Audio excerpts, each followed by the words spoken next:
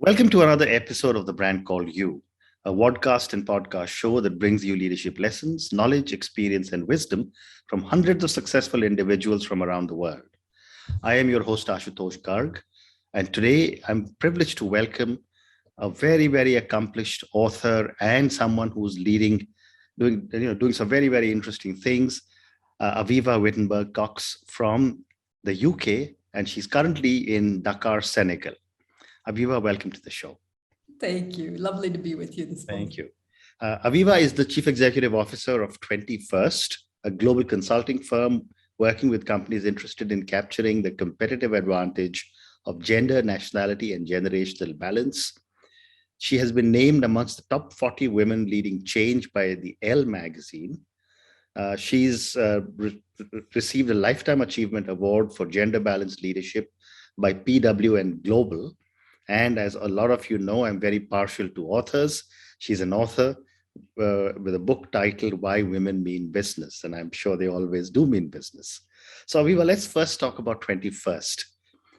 Tell me about this venture and the meaning of the name.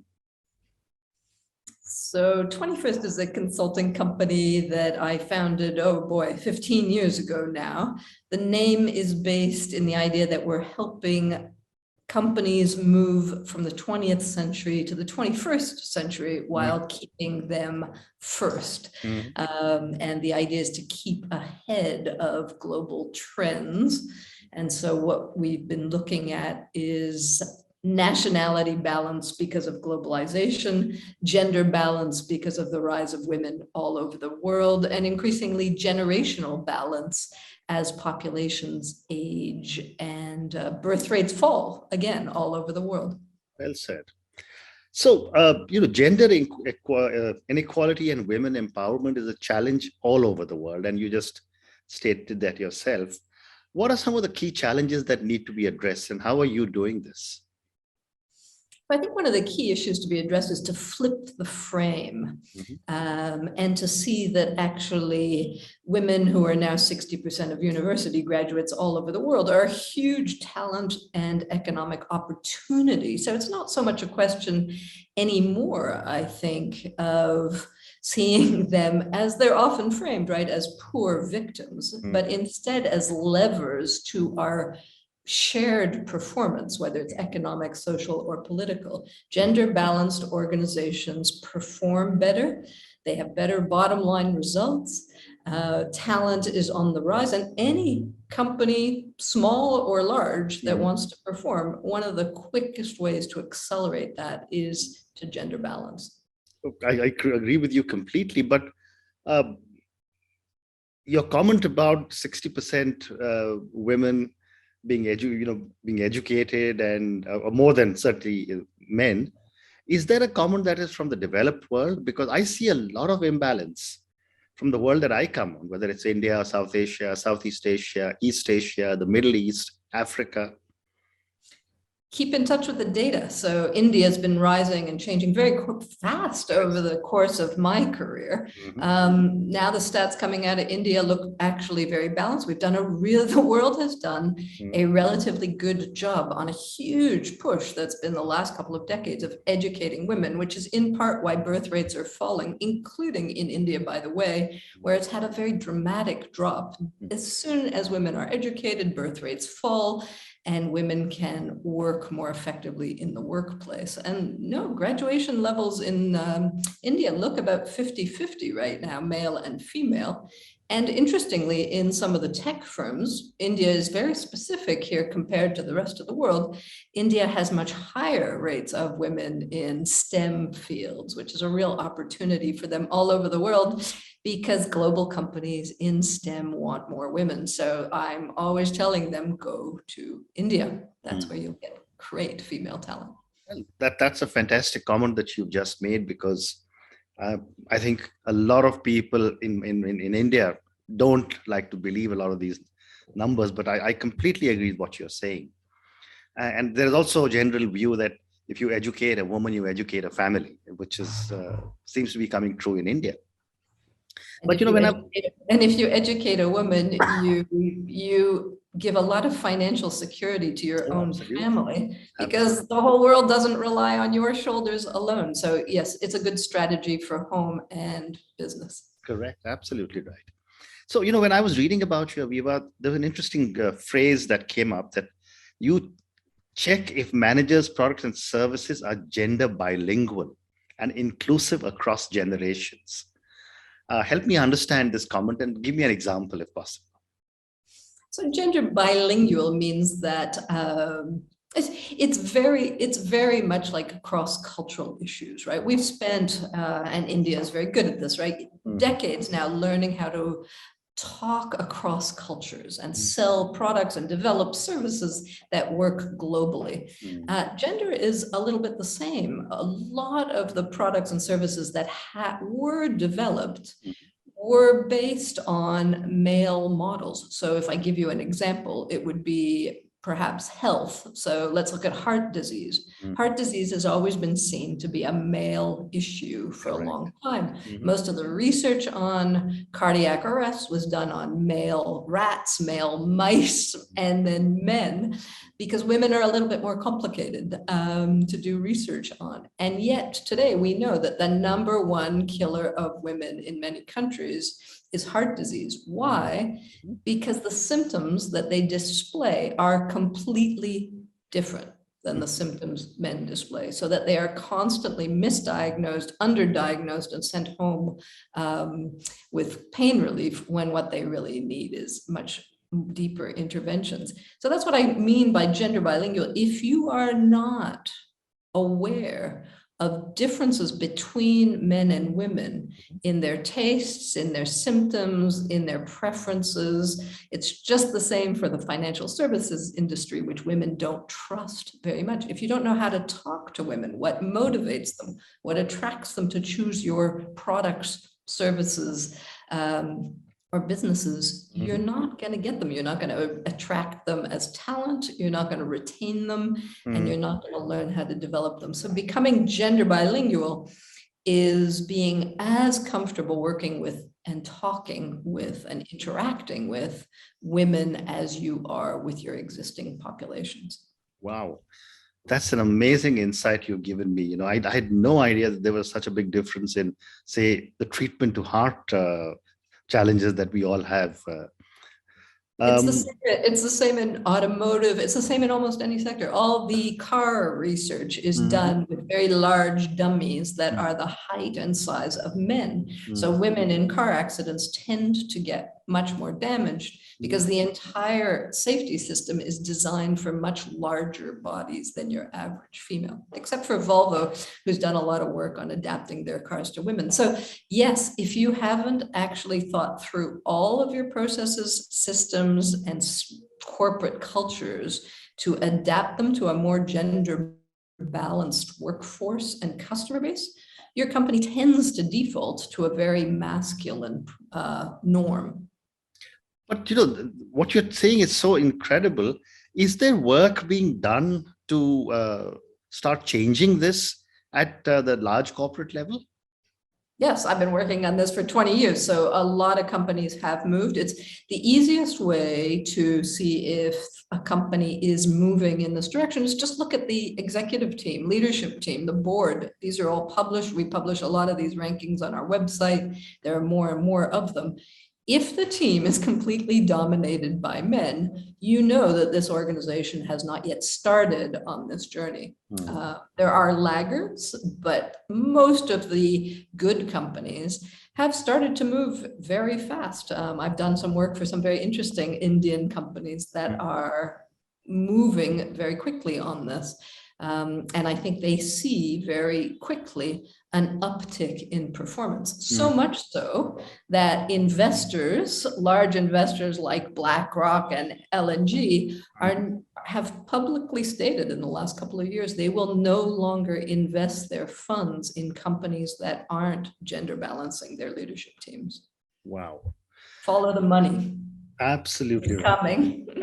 Absolutely. But Avivah, there is another big challenge that I've seen in a large part of the world, and I'm not certain if that's the case in the developed world.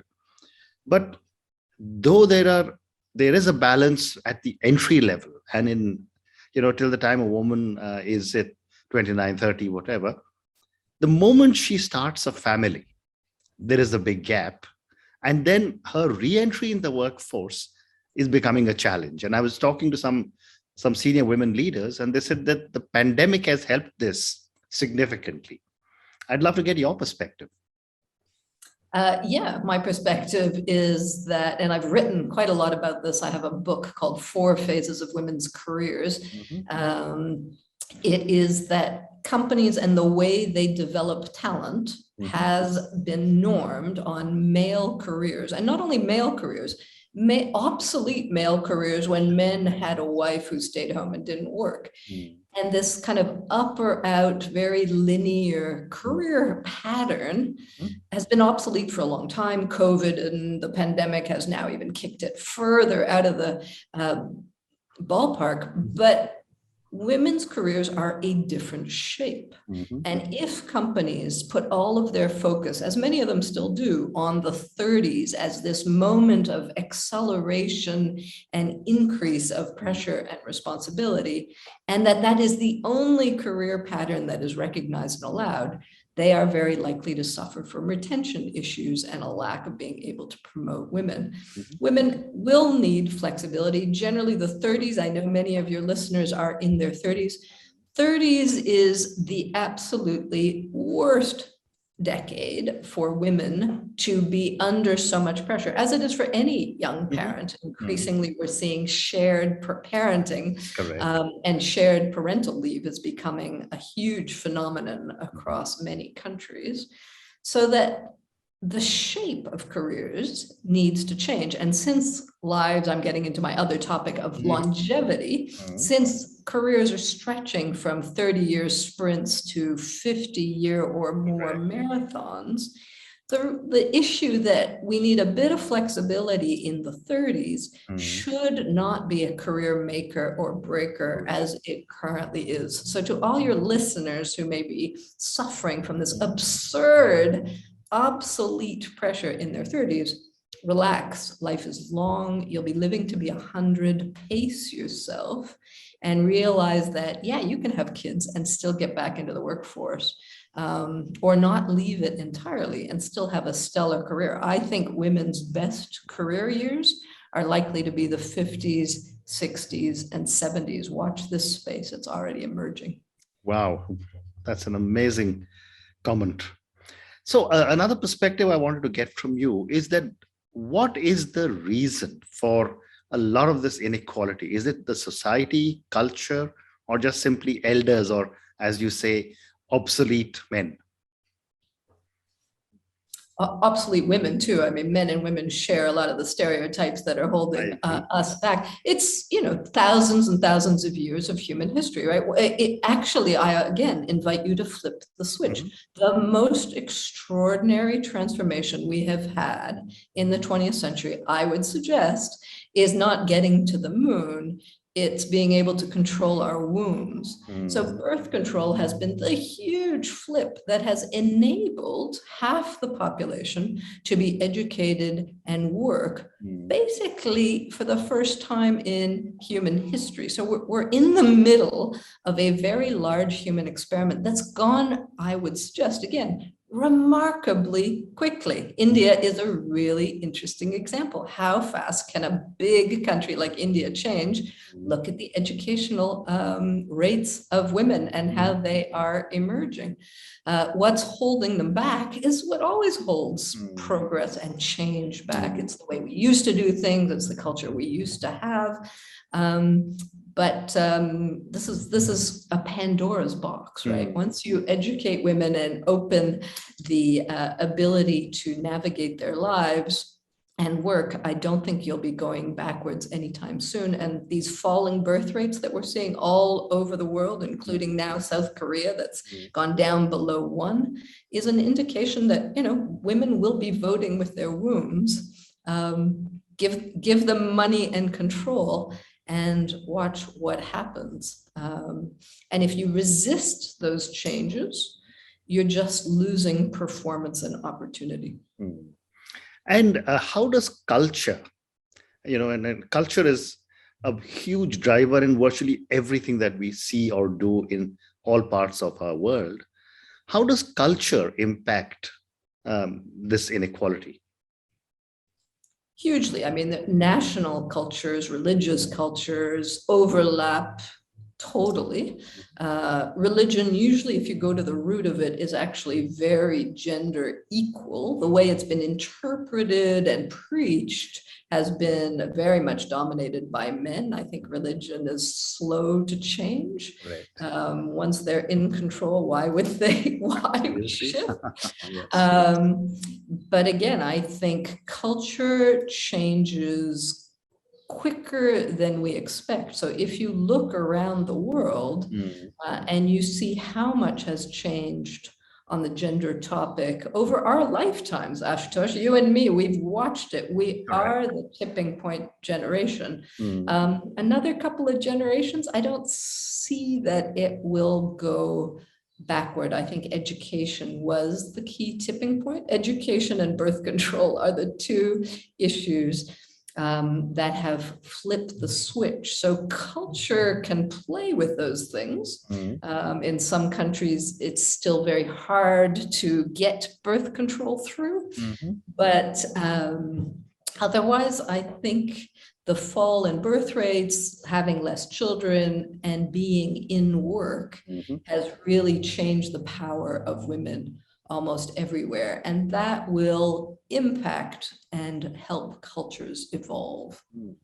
Fascinating. So one more question about relating 21st before I move to your book. This is about the young people, the millennials, the Gen Zs, who have now inherited the world. And I'm very confident that they will make the world a much better place from the mess that my generation is going to be leaving behind. I'd love to understand from you, how are millennials and Gen Zs reacting or changing the balance of in the genders? Well, many of them in some countries or cities would argue that we are now post-gender, that gender is a completely constructed thing, that it's, we're well beyond the binary. There's all kinds of changes going on. For most of the world, I think we're still trying to deal with men and women and the rise of women and the adaptation of men to that rise and the resistances and backlashes that we can see, which I think is feeding populisms and strong men all over the world to get back to what we knew. So I think you will probably see in the next generation what you saw in our generation. There's usually two different forces at play, one moving forward and pushing on more balance, more empowerment of more different kinds of people, and one going backwards, pushing very much backwards, back to how things were in the good old days when men dominated and when women didn't work, and send them back home. Our societies will play out along that fight in all different kinds of ways, and many people will see that this issue of gender and women in particular, it's just the canary in the coal mine. We can go backwards very fast. It's democracies and progress are always a fragile thing. I think we've never seen that more clearly than right now. And I think the fate of women will be actually the fate of all of us. Oh, absolutely. I agree with you completely. In fact, in many companies that I have either founded or led, I've always said that women have a much, much stronger work ethic than any of my male colleagues. And I've always said this openly on my shows as well. So thank you. This is amazing. I don't go there, actually. I don't usually say that women are better than men in any way. I just think that men and women together are far stronger than either gender on their own. I agree. That's a very politically correct comment, but I'm saying I say so. But let's move on to your book now. Let's talk about your book, Why Women Mean Business. Tell me about your book and your hypothesis. Well, I've got quite a few books, and that was my first book that I wrote, Okay. gosh, quite a ways back now. And the Okay. hypothesis of it was this reframing that women are not a problem. They're not a protected, poor little victim group Mm, that we need to save. mm, They are the future of our shared humanity, correct. economically, politically, and socially. If we want to create a better world, a more high-performing, caring, just world, we would be smart to leverage 50% of the brains and talents on this planet. Mhm. They happen now to be the most educated group as well. Correct. And so the whole idea of that book was to prove that women are an economic and social resource that we are underutilizing. Correct. We've spent a lot of time and money developing them and educating them. Mm. The moment now is to translate that investment into really leveraging their skills for the future, Mhm. which we're in the midst of. It's coming. Absolutely. Oh, absolutely. But tell me a little bit about your other books, and which is your latest book? So my latest book is 7 Steps to Leading a Gender Balanced Business, which was written very much for business leaders who still are majority male Mhm. on what is it and how can they view this topic? What is their role? Because I think basically gender balancing business now is mostly in the hands of men, right? This is mostly about men learning how to lead more gender balanced workplaces and connect with more gender balanced customers True. and becoming really this kind of gender bilingual leader I was talking about. And that skill is still quite rare. And so that's, I think, what we need to build increasingly in the world is managers, whether they're male or female, by the way, who really understand how to work and get the best out of all genders. Mm. Still a challenge. I We're agree. getting. I agree. So I have time for one more question, and I'm trying to figure out what I should ask you. But let me ask you this question about your latest book on the 7 steps. Uh, is it possible for you to tell me what are those 7 steps? Let me give you a short form, which would be there are always 3 pillars to gender balancing large organizations or small ones. Mhm. It's leadership, culture, and systems. Mhm. So you've got to get leaders skilled and aligned on what this topic is all about, that it's actually not a nice to have sort of ethical, moral, tick the box exercise. It's actually a fundamental performance lever for their business and their customers. Culture is about getting an entire organization aligned with those ideas and making sure that the workplace is conducive to having everybody thrive. And systems is all the systems that underlie everything. There's a lot of systemics that block and are obstacles to gender balance, whether it's the kind of career progression that we were talking about earlier, whether it's how you identify leadership potential, how you do your recruitment advertising and how male or female oriented it is, to all the way to your customer advertising. Most advertising that we review is not very gender bilingual, right? It's aimed and codified on male values, buy this widget so that you can be bigger, stronger, faster, more wonderful. Those are not the sort of languages or connections that work with the female half of the population. So adapting organizations is kind of broad-based effort that takes leadership, culture, and systems. Incredible.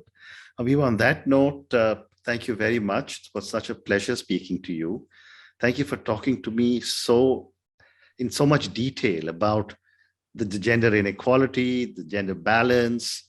I completely agree with everything that you've commented, because I've said 50% of the population needs to come as strongly back into the workforce, if I can say so, or be an equal partner in developing the economy, the country, the family, the society, the community. So, I'm really I think I've learned a lot of new things from you today. including small little things that you just so simply pointed out about challenges of the heart or automobiles not planning, to work with women models, if I can use that term, while they are testing their cars. I must reach out to and get some of your books, and I'm sure a lot of my viewers and listeners will also look out for you. Thank you again, and good luck. My great pleasure. It was lovely to be talking with you. Thank you so much. Thank you for listening to the Brand Called You videocast and podcast, a platform that brings you knowledge, experience, and wisdom of hundreds of successful individuals from around the world. Do visit our website www.tbcy.in to watch and listen to the stories of many more individuals. You can also follow us on YouTube, Facebook, Instagram, and Twitter. Just search for the Brand Called You.